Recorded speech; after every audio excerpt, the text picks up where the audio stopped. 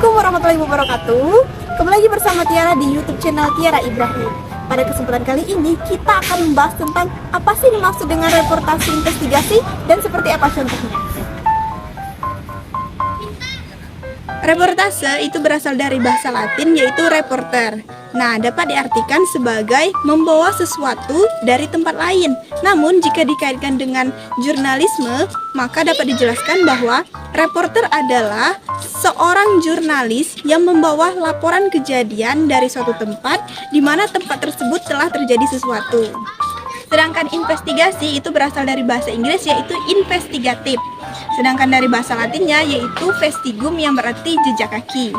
Jadi, reportase investigasi adalah sebuah kegiatan peliputan mencari, menemukan, dan menyampaikan fakta-fakta adanya kesalahan, pelanggaran, bahkan kekerasan yang merugikan. Menurut beberapa para ahli, salah satunya yaitu Steve Weinberg, memberikan definisi bahwa yang disebut reportase investigatif adalah reportase melalui inisiatif tersendiri dari hasil kerja pribadi yang penting bagi pembaca, pemirsa, dan pemerhati. Dalam banyak hal, subjek yang diberitahukan menginginkan bahwa perkara yang berada dalam penyelidikan tetap tidak tersingkap.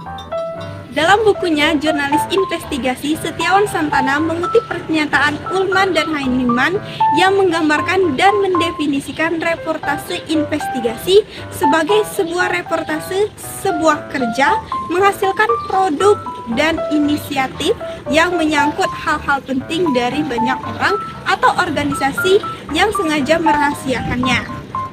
Laporan investigasi.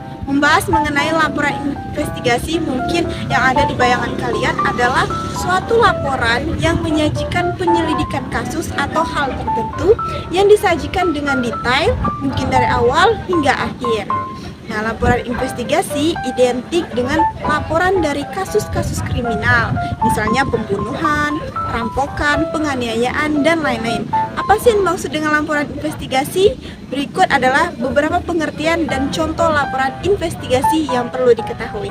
Dikutip dari buku Dasar-Dasar Produksi Televisi menurut Robert Greene dari Newsday, pengertian laporan investigasi merupakan karya seseorang atau beberapa wartawan atas suatu hal penting buat kepentingan masyarakat, namun dirahasiakan. Nah, liputan investigasi ini minimal memiliki 3 elemen dasar, yaitu yang pertama, laporan adalah ide orisinal dari wartawan, bukan hasil investigasi pihak lain yang ditindaklanjuti oleh media.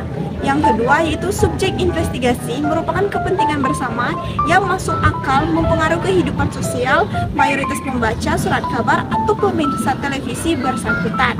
Yang ketiga yaitu ada pihak-pihak yang mencoba menyembunyikan kejahatan dari hadapan publik.